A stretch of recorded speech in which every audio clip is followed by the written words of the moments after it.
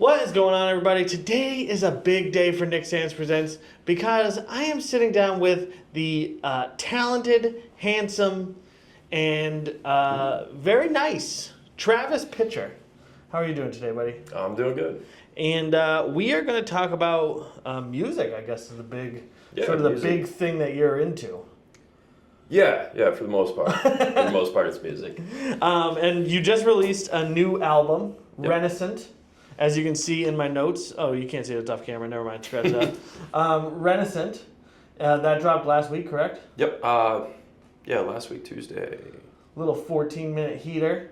5 songs. Yep. But big collaborations.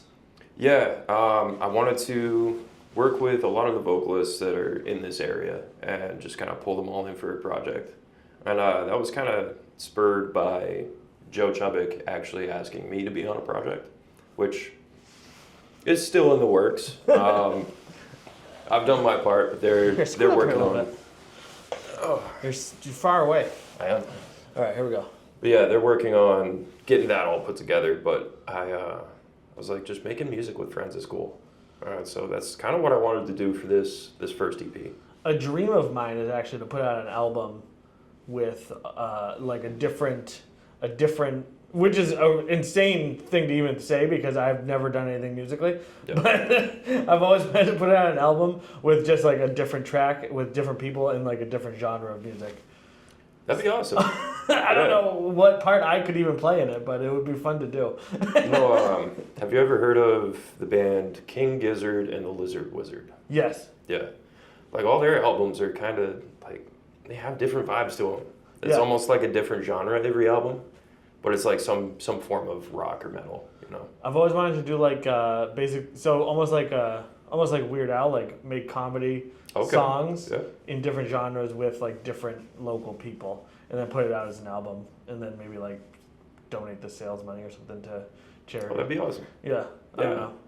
It's just I don't know why I wanted to do that, but especially considering I've never done music before, and I'm awful at it. I actually tried to do music when I was a young boy.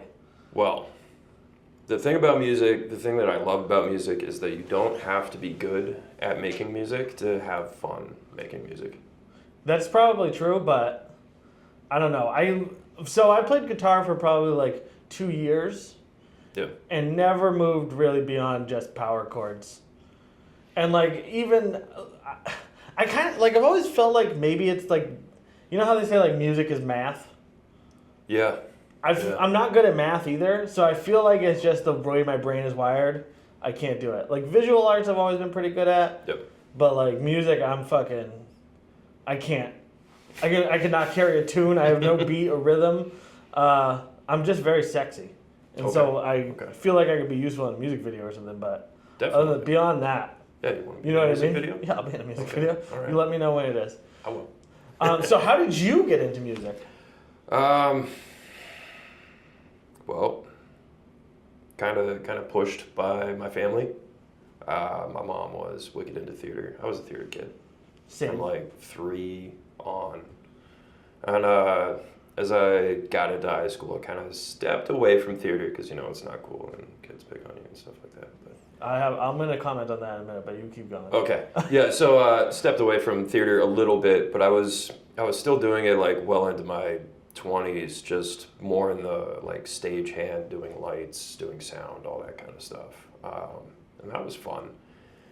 But yeah, throughout high school, I think, even 8th grade, a buddy of mine just gave me a CD he burned, and he was like, listen to this. And that was that first Slipknot album. It was all over from there. I can still remember the first time I heard the first Slipknot album too. Yeah. I can remember, what was your first album you ever listened to? What was the first, like, non-pop, not radio music you ever heard? Do you remember? I don't. I really don't. When I was in 6th grade, I saved up my money, my, like, Christmas money and stuff, and I went to Strawberries. Okay, yeah, and I got Concord. Evil Empire. I think it was 6th grade. I got Evil Empire by Rage Against the Machine. That was the first. It was when the first year it came out. It might have been 8th grade. But anyways, Evil Empire. That was like the first time I bought music that like my parents wouldn't have wanted me to listen to, and like I Right. can remember going into my closet and sneaking into the back and listening to it with my brother's headphones, like tape deck that I stole from him. But yeah, Evil Empire cassette was like the first like non-radio music I ever listened to. That was pretty awesome. That was a pretty good one. I mean, my dad had this huge record collection. And, of course, I mean, it was like the 90s, so my parents weren't really using a record player anymore, so I took it up to my room. And, yeah, I mean, still radio music, but like AC/DC, Meatloaf, The Doors. I got wicked into The Doors. But, yeah, first non-radio music would probably be that album in like 8th grade. Yeah. I mean, I was a fairly sheltered kid. I mean, my mom raised me kind of like a single parent. You know, my parents split up, all that shit. But yeah, she Typical musician shit. yeah, yeah. Just kidding. Typical artist shit.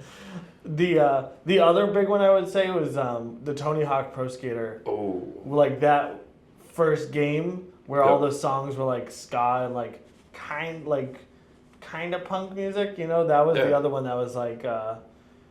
Where I was like, I can't hear this anywhere but this game. You know what I mean? That was the other one that was like big. That was like the first time I really listened to like punk rock music, which is so funny.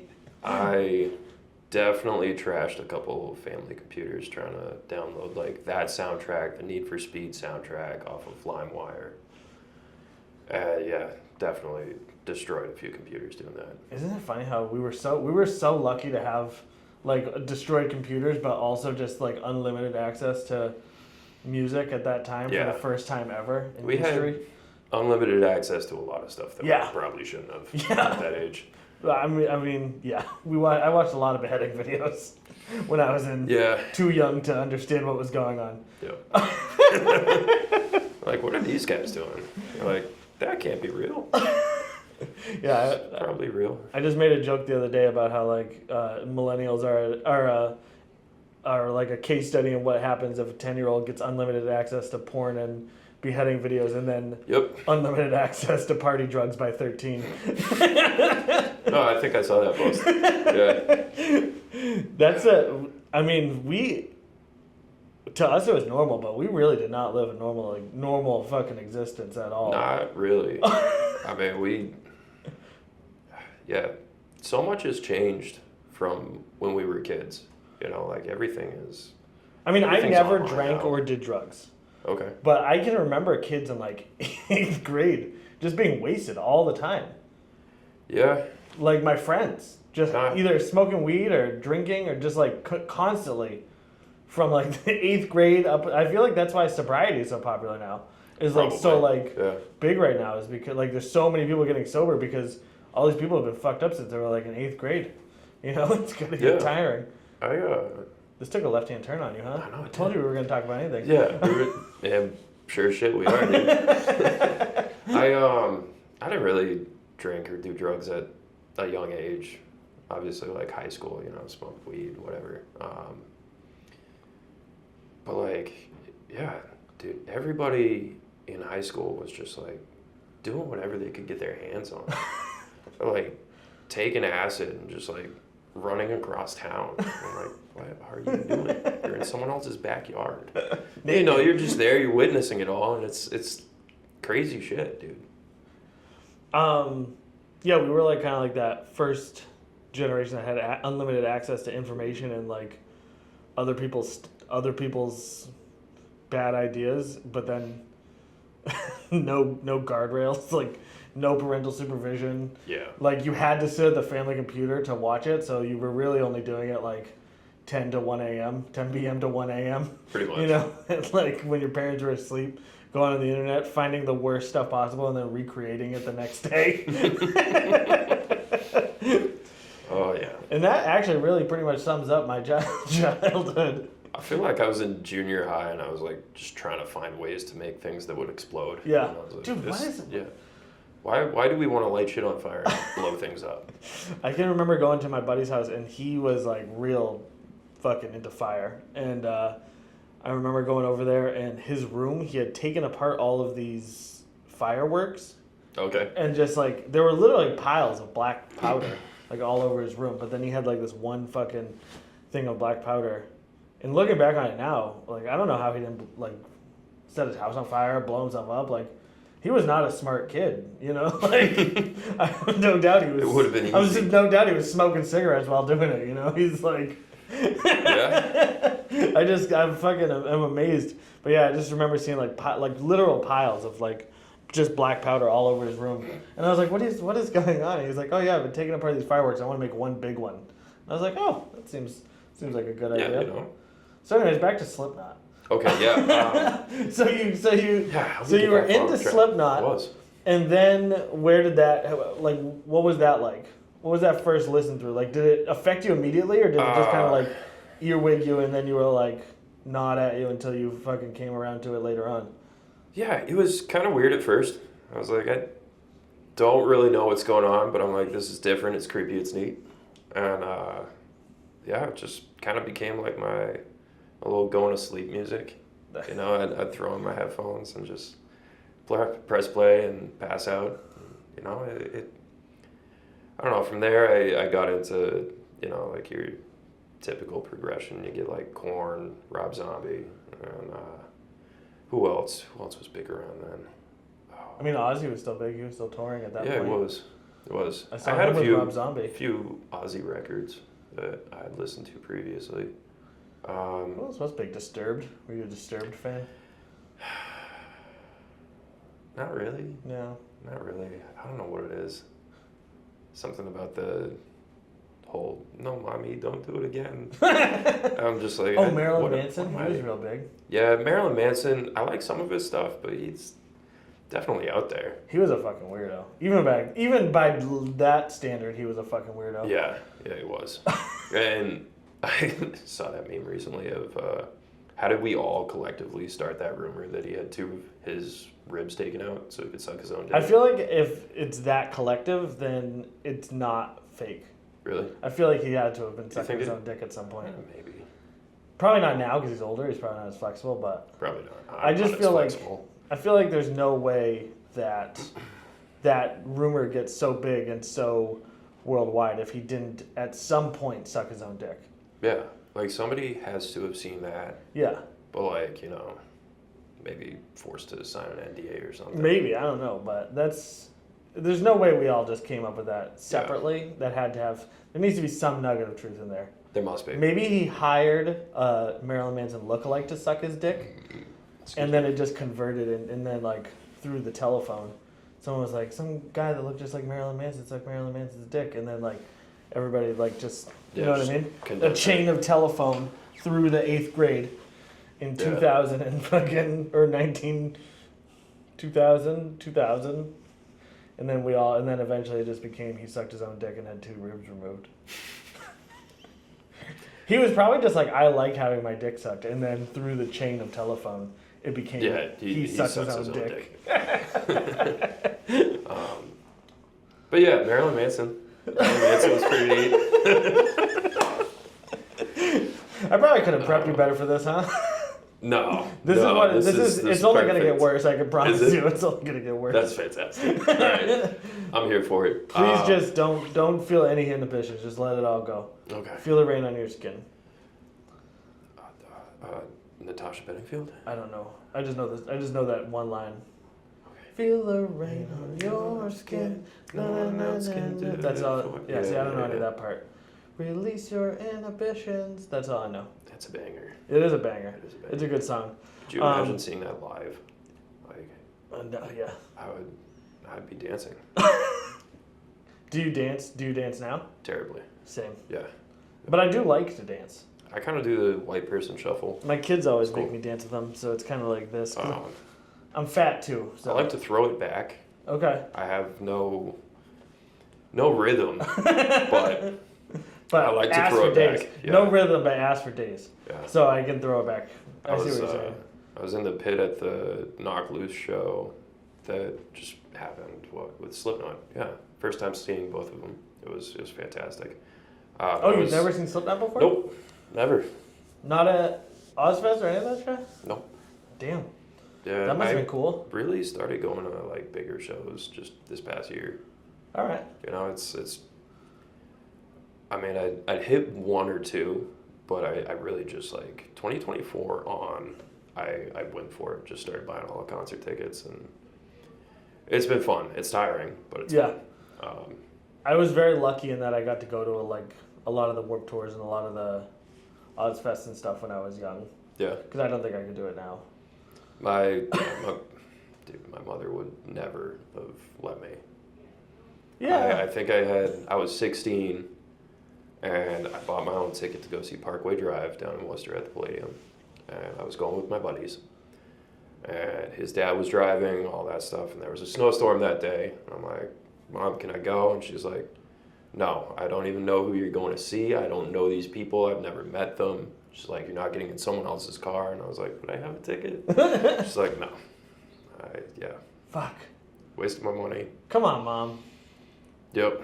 My parents were, so like I had talked about how I like had hid in the back of my closet. I did that on my own. I don't know why. I think I must have seen it in a movie, but my parents were pretty cool about letting me pretty much do whatever. Like I read a lot of books I probably shouldn't have read. Yeah. I watched a lot of movies. I watched, I'm the same way with my kids. I'm like, you know what? You're gonna see it somewhere. You know? I mean, movies are a little bit differently, but like books, like I would never stop my kid from reading any book. You know, you're 8. If you want to read fucking Grapes of Wrath, have fun. Good luck. You know what I mean? It's like I just don't. I don't think that books are accessible enough that if you're like not into it, that you're gonna take anything away from it. You're just gonna stop reading it. You know what I mean? Yeah. That's just kind of how I feel about it. But like music, I listen to a lot of inappropriate music with my kids in the car. You know, I'm just kind of like, whatever you want to do, within reason. I don't think music is that damaging. I don't think so either.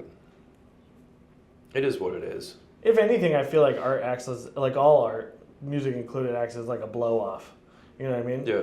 You're going to be less likely to shoot up a school if you listen to a song about shooting up a school. Because it sort of gets it out of your mind. You know what I mean? Yeah. Like, I remember everybody thought GTA was going to fucking turn us into a bunch of violent assholes. And I feel like it had the opposite effect. Yeah, pretty I feel much. like we're nicer now than we ever were in the past. For the most part. For the most part. You know what I mean? It's only getting nicer. We're only getting more friendly. Yeah. Because of GTA. Thank you, GTA, for making me the friendly guy I am today. All right. So, anyways, back to Slipknot. Okay. All right. Yeah. All right. So you listen Here we to are. Slipknot, and then what happens next? What's the next step in your evolution? I don't know. I probably did another musical, and I don't know. Around that time, what was I in? I think it was in Guys and Dolls. Hell yeah. That was fun. Do you ever think about going back to acting? Nah. No. It would be fun, but I work weekends. Yeah. What do you do for work? I'm a CNC lead machinist over at 6 Hour. Cool. Yep. So that takes up my Friday, Saturday, Sunday, and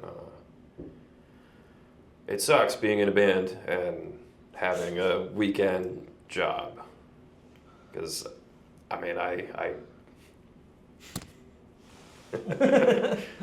we have a visitor. So yeah, weekend job. It sucks, like getting out at 6 o'clock and then going and playing a gig. I did this past weekend. We had a show at Bad Burger in Manchester on Elm Street, and That's a crazy venue. That's such an Have you been insane there? venue. I haven't. It's just such an insane venue We- to like a burger joint that's also doubles as a hardcore it's music venue. it's pretty sick. We played On our Elm first Street. show. Yeah, we played our first show there, like back when they first started having shows. And I mean, the night went pretty well. It was a little rough, kind of a light turnout. But it was a fun time. This past show, packed. It was insane. Like, everybody was so stoked to be there. And yeah, it's really becoming kind of a hub for heavy music, is this burger joint right on Elm Street. Big glass windows. You guys play in front of big glass windows? Yeah, people are like walking by, just like stopping and watching, and it's sick. I wonder if they'd let us do stand up there. Probably. Yeah, we should Yeah. talk to them. I bet they would. I bet. So how did you get that gig? Like how did that happen? Who was the first gig there? I don't remember. Do you have any idea if that was always in their business think, model, or if that was always in their plan, or it just kind of worked out that way? I think it just worked out that way. I want to say Joe Chubbuck had something to do. He either knows the owner or someone he knows the owner, booked a show there, and kind of was a hit. Did well for them, so they've just been having them ever since. Hell yeah. Yeah. All right, so I feel like we got off topic once again. That'll happen. Yeah, weekends. Yeah, so we played a show this past weekend. Music started at 9, and there were like 5 bands. So by the time I got out of there, we played 4th.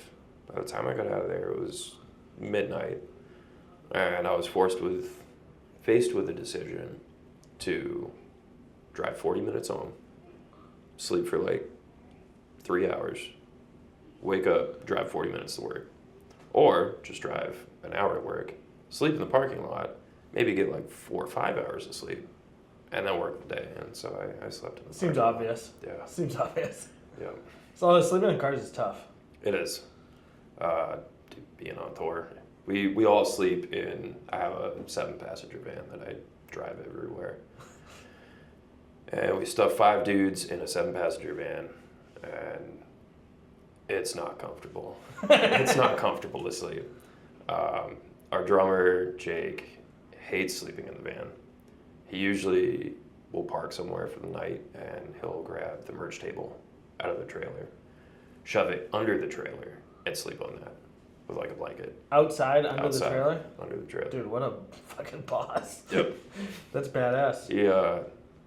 He'll crash just about anywhere, but like the van gets cramped. He'll crash anywhere but the van. Yeah.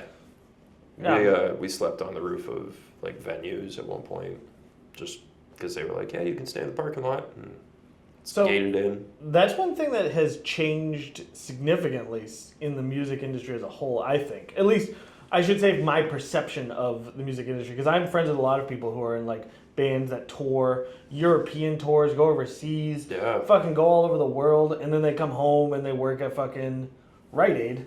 Yep. Because, there's no money in music anymore, it seems like. Like some of the biggest bands, and it's a little bit different because we're into like niche music, you know what I mean? It's not, we're not talking about like Katy Perry or fucking, I don't even know if that's a relevant fucking reference anymore.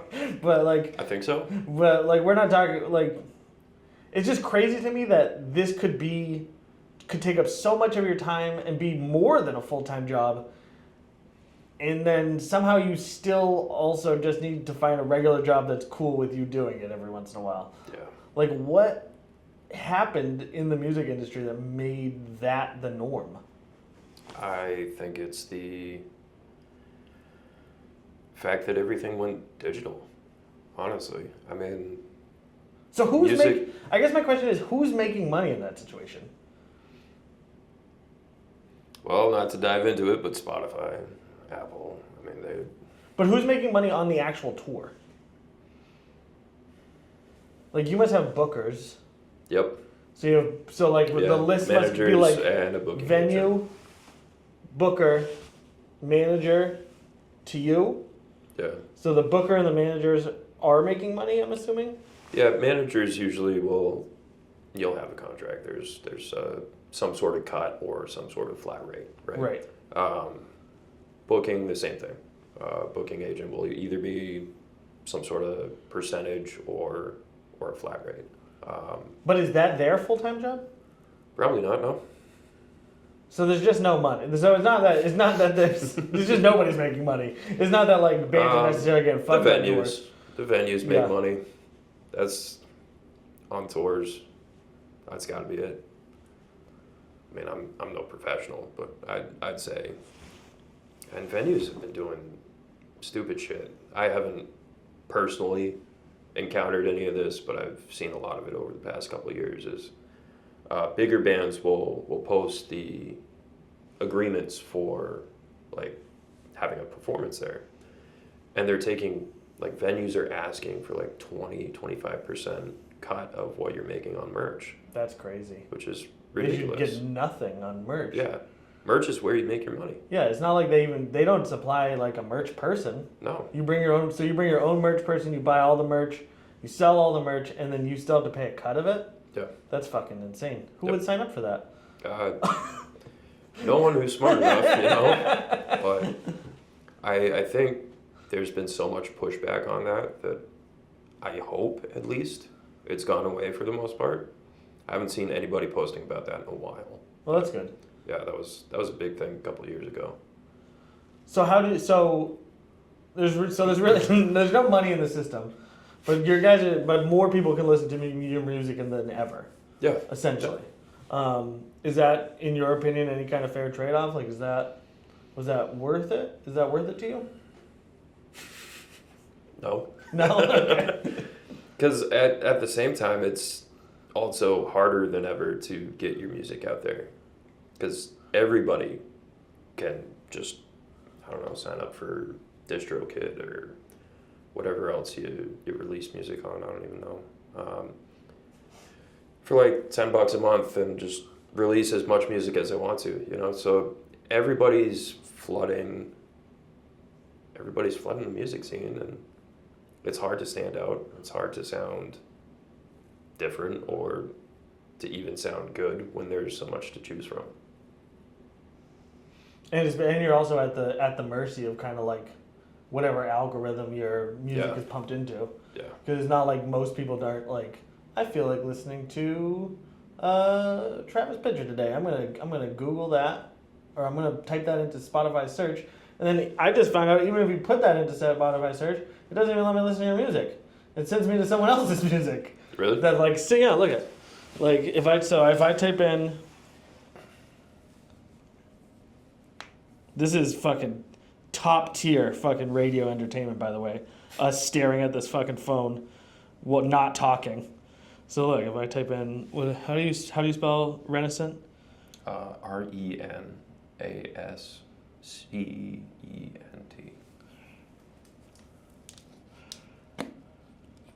Oh, there's an artist name for these. Which one is it? It's one of these, right? It's the EP, third one down. Oh, okay. So I click this, hit play, and it fucking takes me to these guys, who I've never heard of. Yep. They'll play it eventually. But like, that doesn't make any sense. Yeah, I mean, I don't have premium, but still, like, you'd Oh, think. you need premium. Gotta have premium. I don't fucking listen use to it enough Spotify. to. Yeah. It's not worth it. I I like basically them. bought your music on iTunes, and then that was it. Yeah. Yeah. Thank you. Oh, I mean, I do it for everybody. It's just like, there's not enough. I mean, there's too much, not enough support in like the community, monetary support, Yeah. and like I don't have any money, but I try to support people where I can. You know what I mean? Well, I appreciate it. So, yeah, I think it's just like one of those things where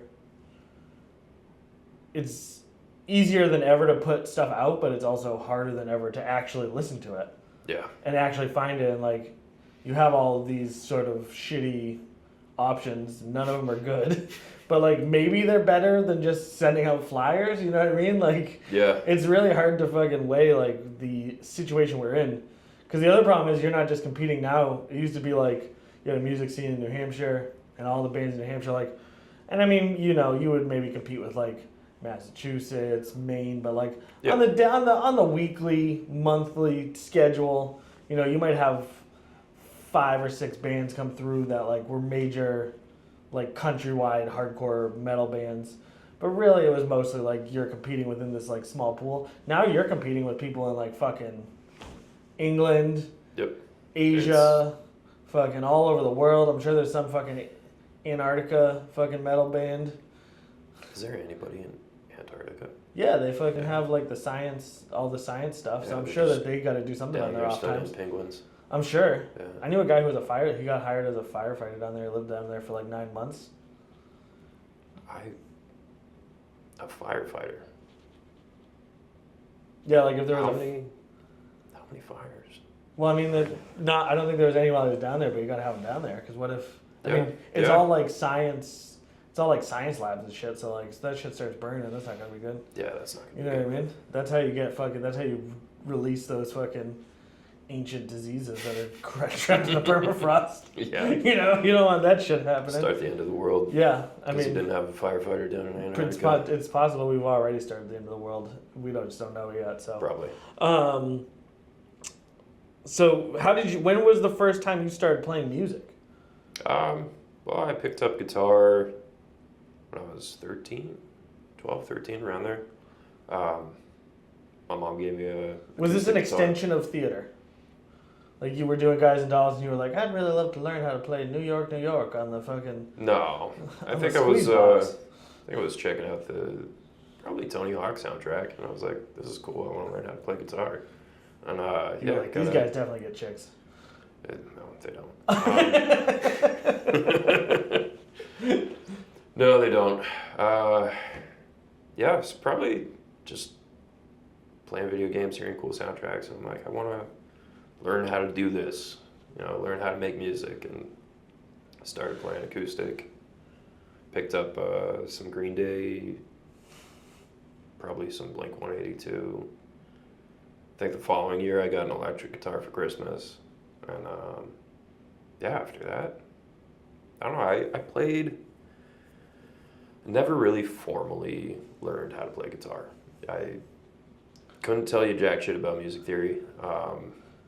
Learned mostly by ear, which is kind of how my uncle learned, and he showed me the basics, got me started. And after that, just learned how to read tabs and play other people's stuff, and then started making my own stuff.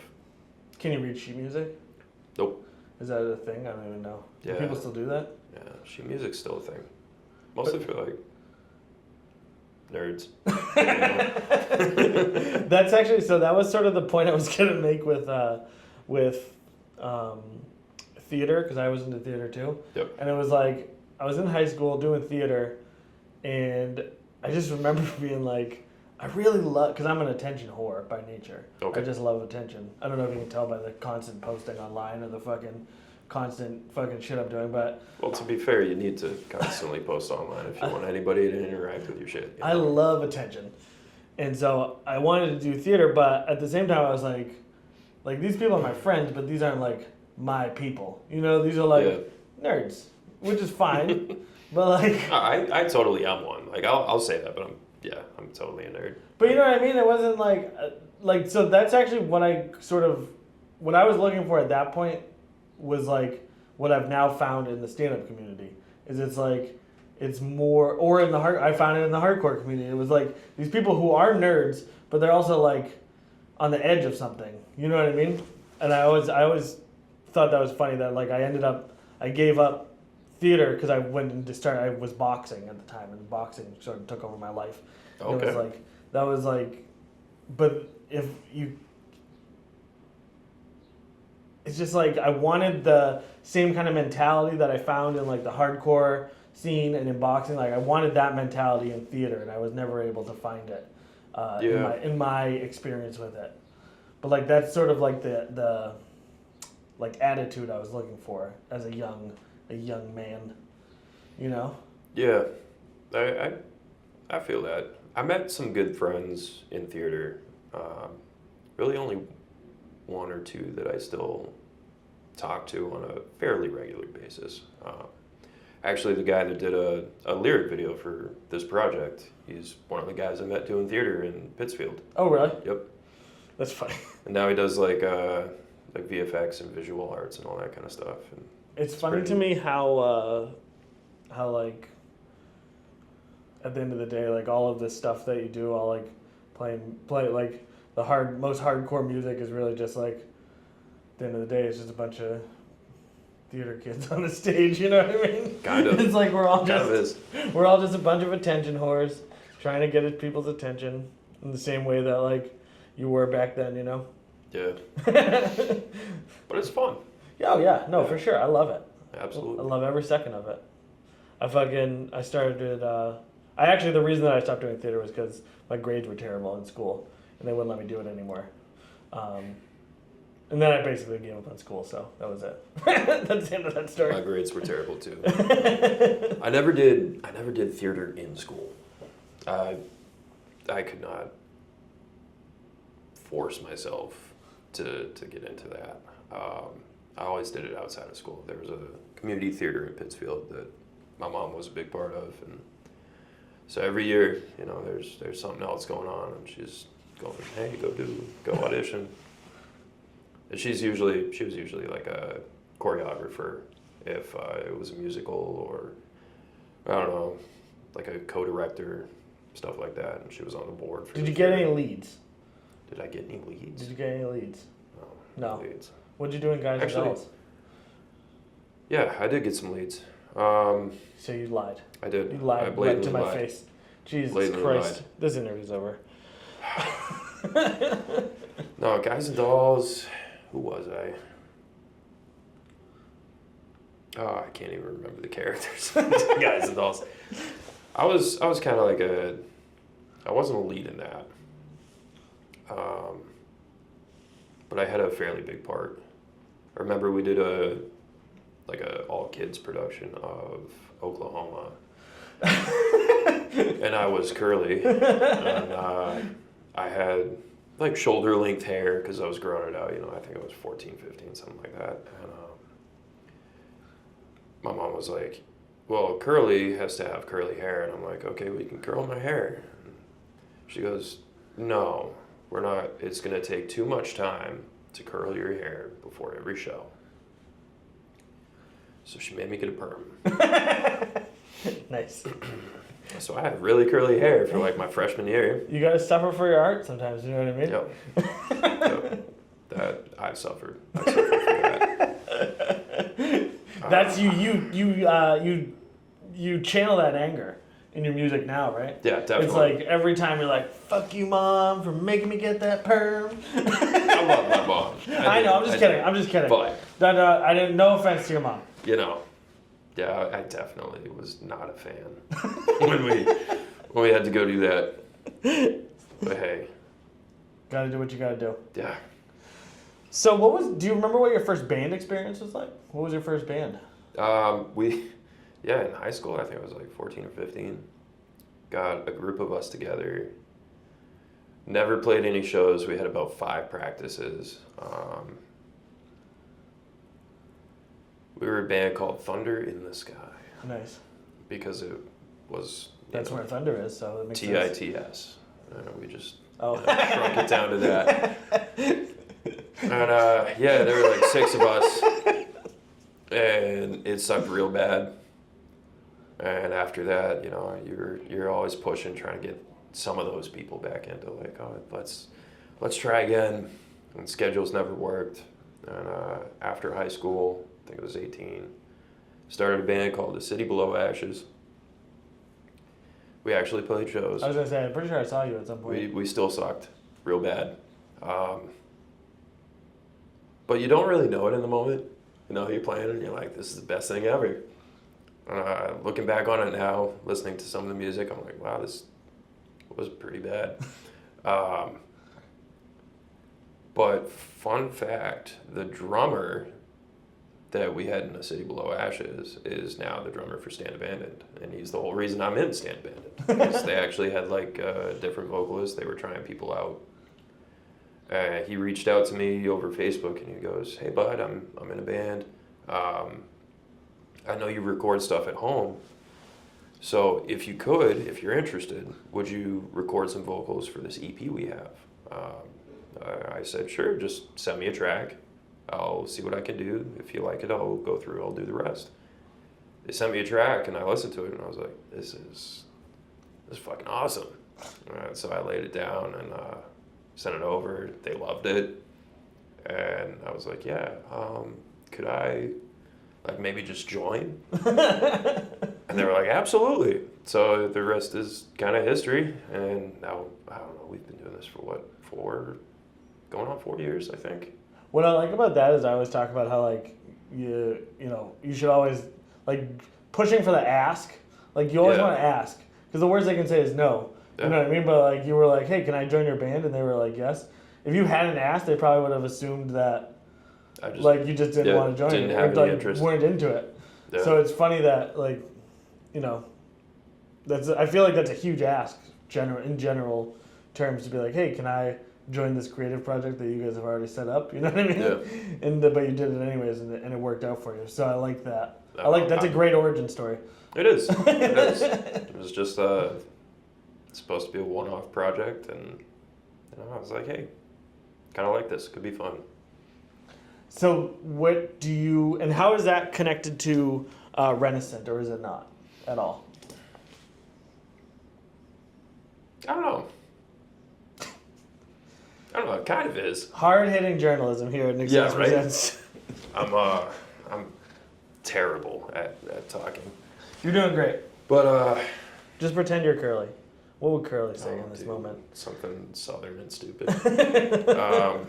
Probably talk about the corn and I don't know, the wind that blows. Yeah, however that opening song goes.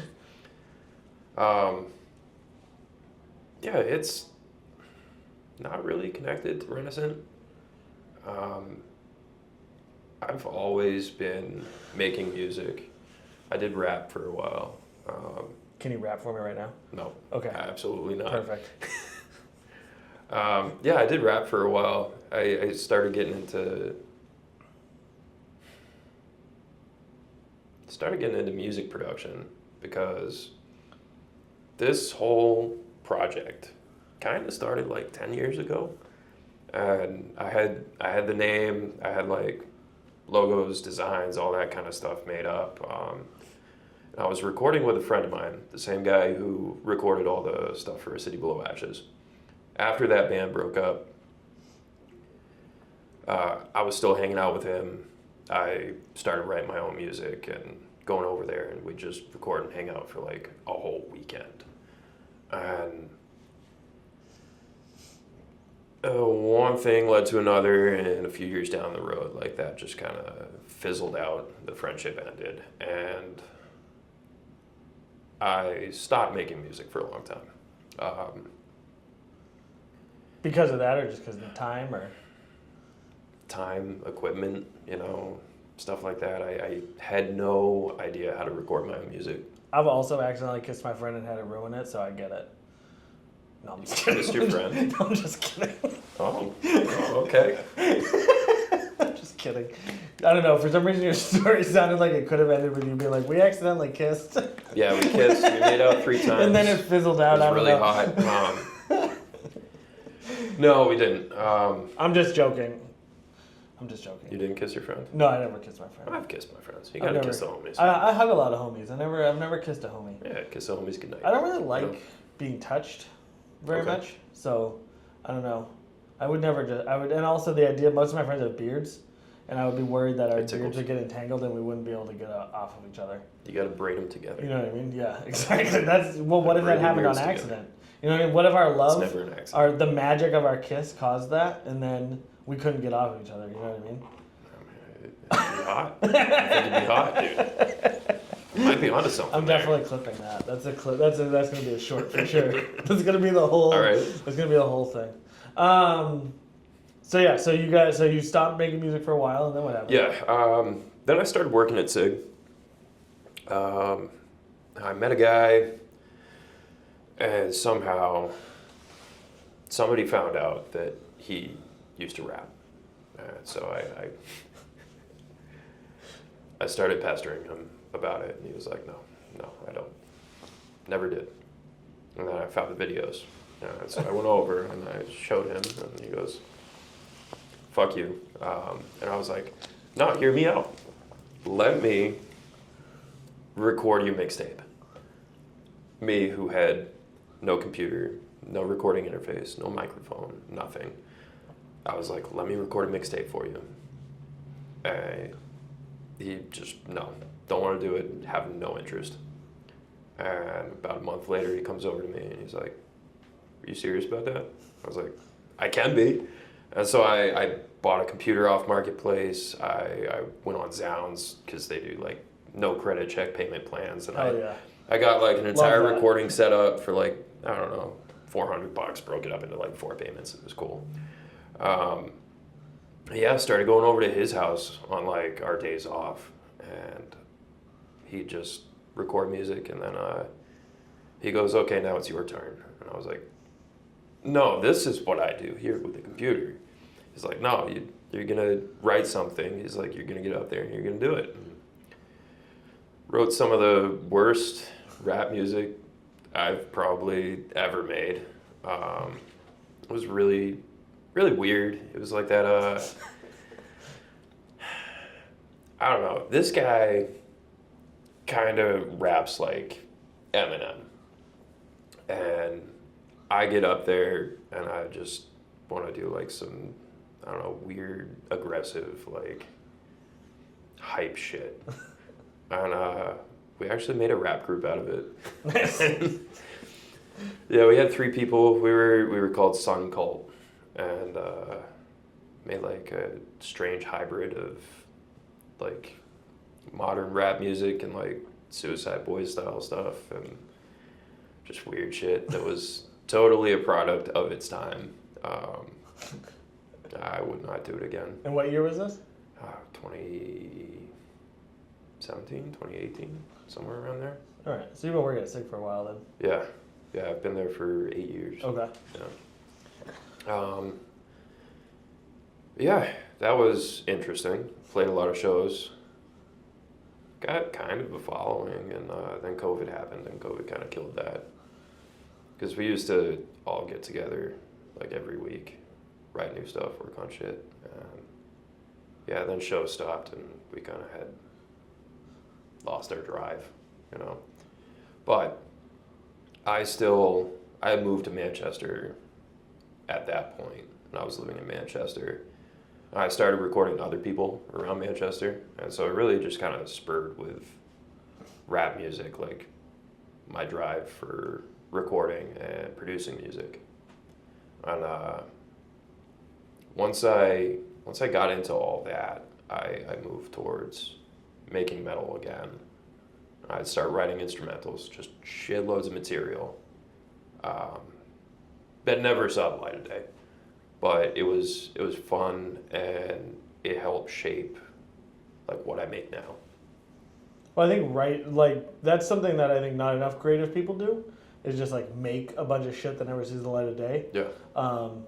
I can't tell you how many videos I've made that nobody will ever see, that were just like, but it's almost like the more reps you do, the more you put out, the more you put in. Like you're gonna try 10,000 times, and then like 7 of them are gonna be good. You know what I mean? But getting those like first, 200-300 things out of the way lets you have that good stuff later on, I think. Yeah. Like a higher quality, a higher level, a higher amount of good stuff later on. I'm sure that fucking the greatest artists fucking have all kinds of garbage. They still probably put out all kinds of garbage that they fucking they write it out, or they produce it, or they fucking make it out, and it just never gets killed in the crib because they're like, this is not good enough, you know what I mean? But going through that process of still making it is necessary to get to those like good things, you know. To the good takes, yeah. So how much of Renascent is, I believe every track is with another person, correct? Except for the single and the intro track. Okay. What was that collaborative process like? How did you work with those people, and how much of it was them just doing your music, and how much of it was like an actual collaboration? Well, most of actually all of the collabs on the EP were just for vocals and lyrics. Yeah. So I wrote the EP, and I kind of knew, like going into it, I knew I was writing an EP.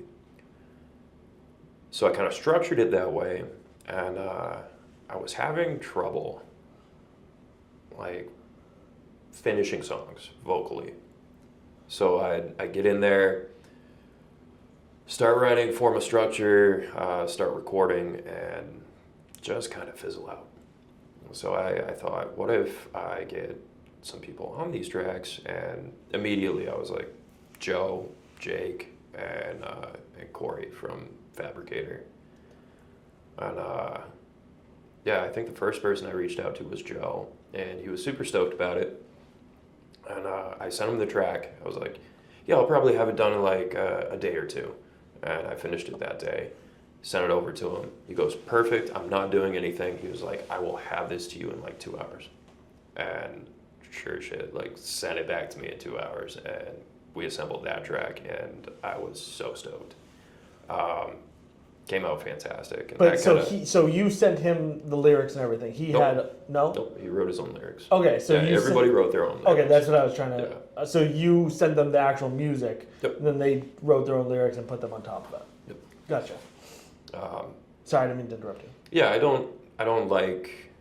I feel like as a musician, if somebody asks you to contribute, right, you should write your own stuff. I mean, unless there's like a very specific part where you're like, oh, we want you to do the same thing as me, or, you know, go back and forth with me. I mean, I give them like I always give them my lyrics and like the vibe for the song or the topic, and just kind of let them have at it, you know? I think it's more fun that way, rather than have someone come to you with pre-written stuff and be like, hey, do this for me. Right. You know? Yeah, I think you should always leave room for, when you're collaborating with someone, always leave room for like that other person's voice. Yeah. And that other person to do what they want. Because I do something similar when I collaborate. I mean, you know, because we did that. Yeah. We recorded that ad together. But I always try to supply like my vision for it, and then like my sort of what I want to put into it. But I always tell people like, feel free to change whatever you want, do whatever you want, like put your own voice in this. And I think that gets people more hyped on it, and it also gives them the opportunity to like really own whatever they're doing, as opposed to just being like, you know, going through the motions of like a script or whatever. All of those things, especially when, or at least like script writing, when you're writing a script, especially if you don't already have someone in mind, you don't already have an actor, you don't already have like a person you want to play it. Like they, in my opinion, like the actor's job is to bring what they have to it. It's not my job to force them into a box. It's my job to give them a place to create something. Is sort of how I look at it. So when I write all my scripts, anytime I send a script out to people, I always just encourage them to like, you know, if you want to just do this, that's fine, because, you know, usually you're working for free. So fucking, if you don't want to put any effort into this, don't. But if you want, feel free to go through, change anything you want, make any adaptations you want, change it completely from what I have it to whatever you want it to be. And then we'll, you know, work together to hammer out something that we're both proud of. That's how I usually approach any collaborative effort too. So it sounds like you kind of have a similar goal. Yeah. But I felt like I wasn't talking enough, so I thought I'd just hijack the conversation and put my totally 2 cents on it. Hey, it's your podcast, man. It's not my podcast. Well, today it is. Today it is. It's my job to make you look good. So I hope I'm doing an okay job. Everybody, go find Renascent on wherever the fuck you listen to music. So, anyways, back to what we were talking about. Deezer. What's Deezer? I don't know what the fuck Deezer is, but like it's a music streaming thing. I've never heard of it. Yeah. Is it like Spotify? I think so. Is it like Bandcamp? Maybe. All I know is like D's nuts. That sounds like, I was gonna say, that sounds like a trick.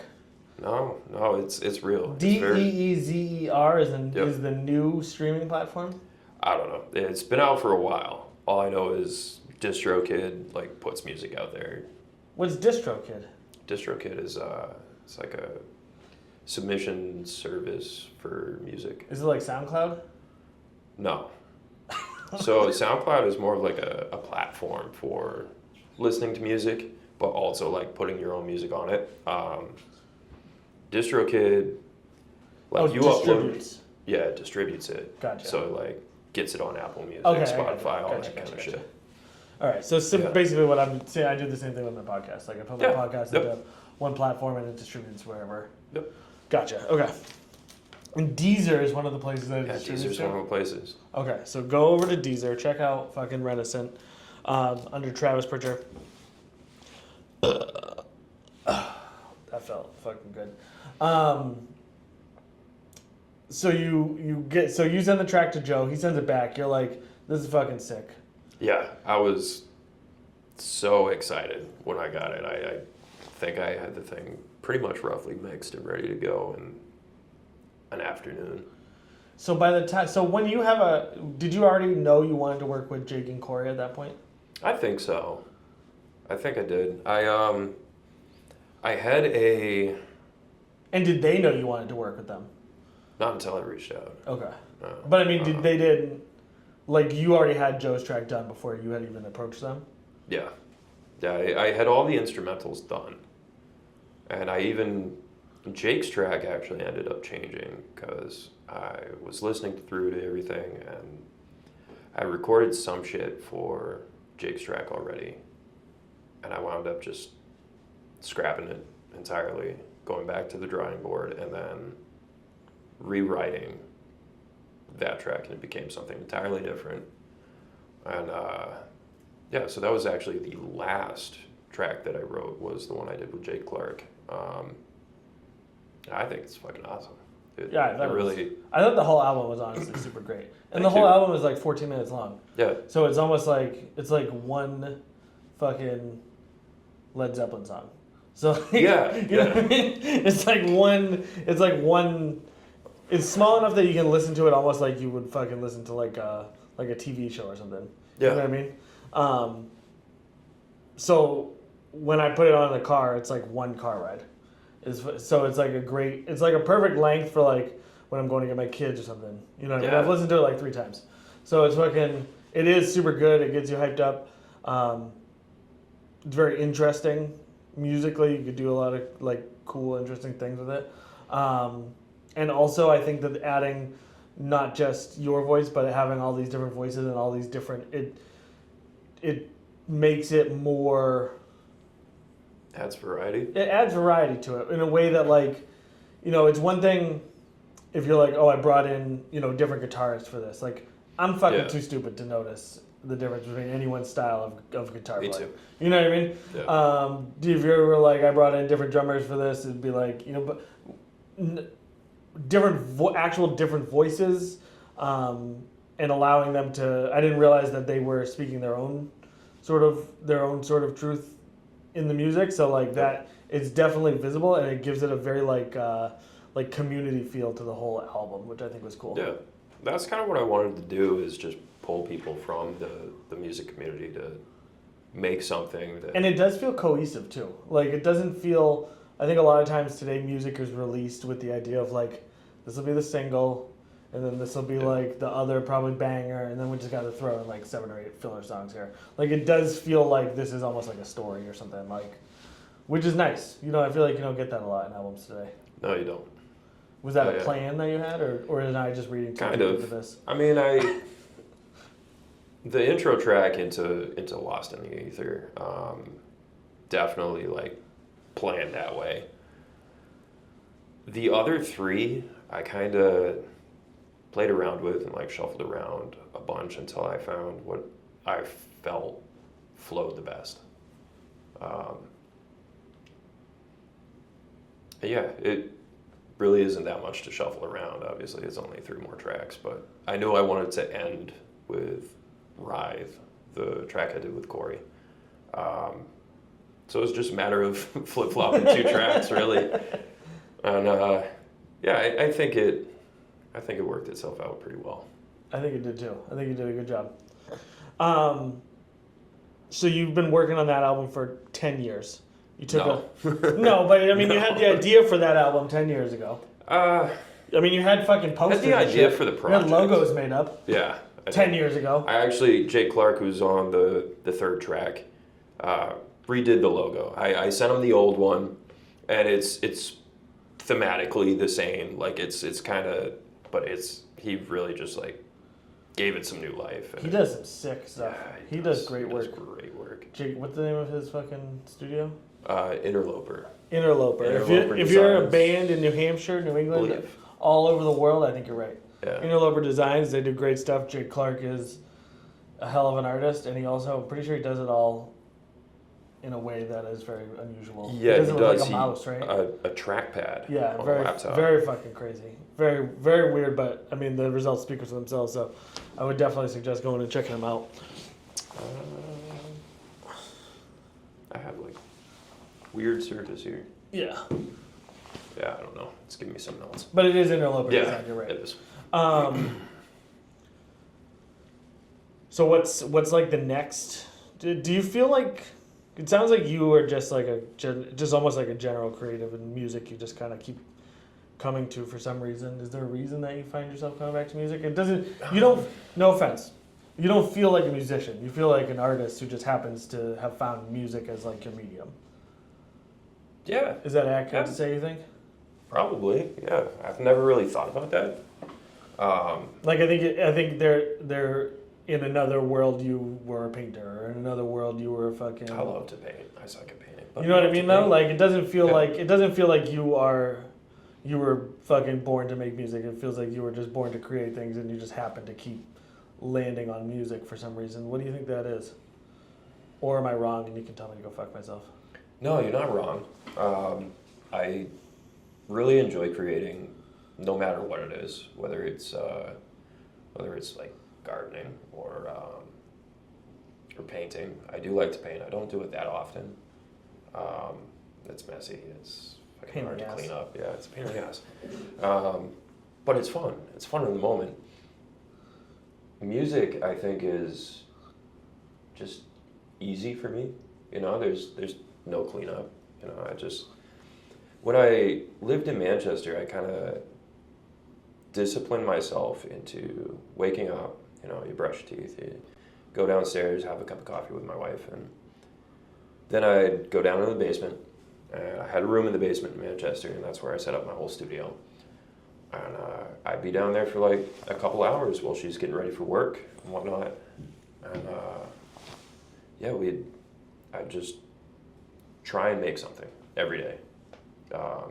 Whether I was building off of a previous idea, coming up with something entirely different, which was usually the case. You know, you listen to your previous idea, you go, that sucks, and you move on. And just doing that daily kind of made making music easier. Because like we were saying earlier, you get the shit out of the way and you figure out what works and you kind of build a template and you know what to do going into a project or an idea. I don't know, I feel like I'm rambling. No. Yeah? No, I think it No? makes sense. Okay. Yeah, so doing that daily just made coming up with ideas a lot easier. And took a lot of the guesswork out of the technical side of it, like the mixing and figuring out what sounds to use or how to get it to sound remotely good. Since I moved from Manchester, I don't really have that discipline anymore. Because I have a house now, I have things to take care of, you know, it's not like I can just, I don't know, go downstairs for hours at a time and expect someone else to mow the grass for me Right. or take out the trash. I gotta do all that shit. So my discipline has changed. It's not that I really lack it, it's just, you know, other things are more important. But when I get to sit down and make music, I still have that experience of doing it for so long that I feel like coming up with these ideas is quicker, easier, and it's more structured. But I just like creating. I enjoy it. The ideas that I don't use, I can usually finish up and I'll throw on, like I have a BeatStars account, which is mostly for like rap beats and leasing instrumentals. But yeah, I'll throw like metal tracks on there and people pick them up. It's super cheap. I toss them up there for like $25 and you buy it, you own it. Hell yeah. Yeah. Is there anything you do that is like, or do you actually play all of the instruments or do you use electronic versions? I use a lot of electronic and post-production in this project, but I do play guitar. Yeah, I knew you played guitar. I didn't know if you played drums and stuff. Or did you just use... No, I used to have an electronic drum kit, and that was fun, but I tried to hop on drums the other day at practice, and I have no... I didn't retain any of that. It was fun while it lasted, but yeah, I program the rest. Like a bass, I probably could play bass for it, but I play in such a low tuning to get a bass that would be well set up to play in that low tuning. I would just rather program it at this point. I mean, I don't think there's anything wrong with it. I know that some people don't like it, but to me, they it's go, like, oh, it's fake. Whatever tool you use, you know what I mean? It's all fake. It's all fake. You know what I mean? It's all fake. We're living in a simulation. Yeah, right. It's all fucking. It's all bullshit. Whatever you can use at any time, you know. To fucking. I bet you especially like bands in the 70s who I think are like overly idolized today, if all of them could have used electronic fucking beats, I'm sure they would have. Yeah. You know what I mean? I think they teach that shit at Berkeley now. You know? Really? I think so. I'm sure they do. There's no way they don't have like a production class that involves using electronic music instead. I mean, it's cheaper in it, and it also allows you to do things in a way that is like completely independent. Yeah. Who was the guy fucking Metalocalypse? Wasn't that all one guy? I think it was 2. And they toured. Yeah, they did. They did. I think that's cool when you make something that's just like a project between 2 guys or just a solo thing like I'm doing. When people can, like other musicians they find it interesting. They go, "Do you want to play this live?" And they all get together and they just have like touring musicians, even though it's all written between like 1 or 2 people. Right. It's funny to me that like a lot of times, especially in like the arc of of amateur musicians, where it's like start off playing covers and then you go to playing like original stuff, but then eventually for some reason you come back to covers.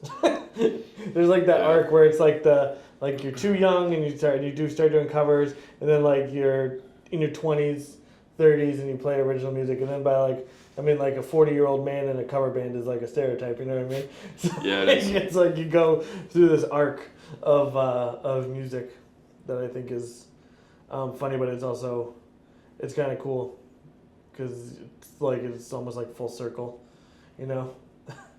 Yeah, I mean, you're 100% right about that. You do start out with covers, you make original music, and then I feel like you end it with going back to covers. And you like never want to play your own original music again. Yeah. You're like, I just want to play Freebird till I die. Freebird. Just want to play Stairway to Heaven till I'm dead.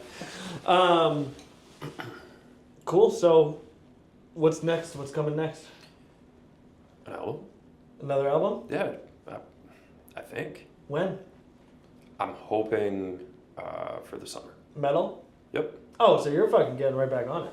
Yeah, I have all the instrumentals done. And I've even got instrumentals for something after that.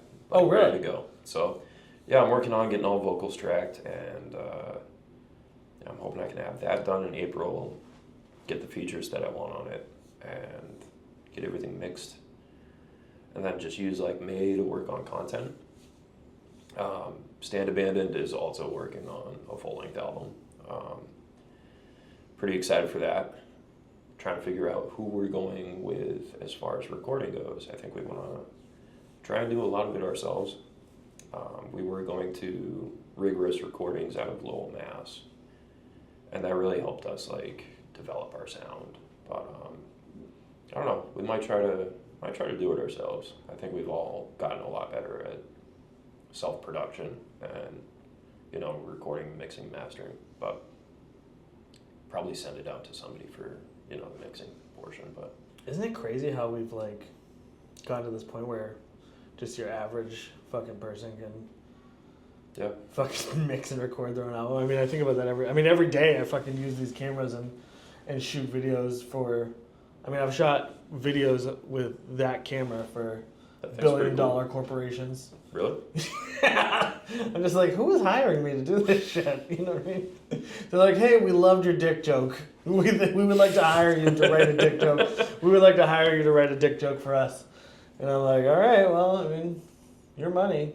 I'll take it. Yeah. You know? It's just hilarious to me that like we've gotten to this point where like there's so much money and there's so much whatever in the system that like, or not even, it's like the opposite. It's like everything's gotten so cheap. It really has. Just the average person can fucking spend $400 on a shady fucking website that doesn't do a credit check. Yep. And they can get all the equipment they need to make their own albums. I absolutely love that website, and I will tell everybody about it. Like it's fantastic. You're It's like, where I got can't my. use it anymore because I didn't pay that $400, but. Well, yeah, I think you can get blacklisted from it, but yeah, it's where I got my guitar. I had no business buying like a $900 guitar when I did, probably 10 years ago, and I was making like, I don't know, $12 an hour. But yeah, you know, when you break it up into, I don't know, $80 a month It's not so bad. for a year. Yeah, that's not bad. That's not that bad. And you pay $80 that first day. What's the name of the website? Zounds. It's Zounds? got 2 Z's. Is it only for music stuff? Yeah. Music, lights, DJ stuff, things like that. But yeah, they typically ship it next day. It arrives at your house. Hell yeah. And then you have a Have it. 900 guitar for $80. $80. And then you cancel that card. Yeah, and then they're never going to come get you, and you're good to go. Yeah, I don't know. I kind of want to do a Reddit dive on that now and see if anybody's like not paid Zounds, what happens. You could find, I mean, you don't need to do a Reddit dive, it'd be easy to find out. Yeah. Probably. I'm just kidding, Zounds. Don't sue me, Jesus Christ. Fucking take a joke. So you're putting out a lot of shit this year then. Yeah, I'm hoping to. Are you planning to tour as just Travis Pritchard? No. No, I'm not. Travis Pitcher? Pritchard? Or Why not? the- For the some human- reason in my mind, I always call you Travis Pritchard. I don't know why. It's all right. I Most people apologize call for me that. Trevor. Is your name Trevor or Travis? Travis. Okay. I was like, hold the fuck on. But like, I'll run into people that I've met a handful of times, and they go, "Oh, hey, Trevor." I don't know why I had an extra R. You look like a man with an R in your name. Travis. Oh, I guess you do have an R in your name. You look I like do. a man with a second, not a hard R, but just another second like an R in there. Pritchard. I don't know why. For some reason, when I look at you, Travis Pritchard seems to fit. Anyways, fucking, is Okay. Travis Pitcher ever gonna fucking tour on his own, or are you ever gonna take like something like Renascent with this like super group feel on the road? No, I don't think so. Jake plays drums, right? Yeah. So fucking. Well, not Jake Clark. he I don't doesn't. think I so. thought he did. Pretty sure he does. Does he? Yeah, he does. Holy shit! I'm 90% sure he does. I had no idea. I don't think he get. I think he made a post the other, like a month ago about how he's I know he- practicing in the space station. I think. I know he was doing vocals with a little project that I saw. He posted a couple clips from. Dude, that's what you do. You fucking set it up so that you all the people that you bring on also play the correct instruments that you can all tour together at the end. That'd be sick. Are you gonna drop a ska album? Or are they all gonna be metal? Is Yeah, all of the probably- music probably. coming gonna be metal? Yeah, probably. Are you ever going back to rap? Most likely not. Okay. Yeah. All right. But if you ever Oh. did, would you change your aesthetic? Would I change my aesthetic? Just kidding. No. You just switch to rap mode? You just switch to rap Travis? Yeah, it's just like Jinko jeans and like. That's Trevor. Yeah, Trevor that's is your Trevor. rap alter Yeah. ego. Trevor That's who Pritchard. Trevor is. Trevor Pritchard, the rapper. All right, well, they're about to kick us out of this room because Oh, man. we've been here too long. Okay. But I appreciate you coming. Well, thank you for having me. Where can people find you? You can find me on Facebook. There's the Human Prosthetic. That's the solo project. Is that so the Human Prosthetic is Renascent like band? Yeah, the artist is the Human Prosthetic. Okay. And yeah, Renascent's first EP. Hopefully this summer, gonna have a full length. Not album. hopefully, it's coming out. Yeah, it's coming. It's coming. It's gonna be here. over the summer, and then we'll see what happens after that. And Stand Abandoned. Stand Abandoned. And To be determined when we're putting out new music, but we are working on it. All right. So, guys, go check it out. Thank you for watching. Thank you for coming. Thank you for having me. I love you all. I love you. too.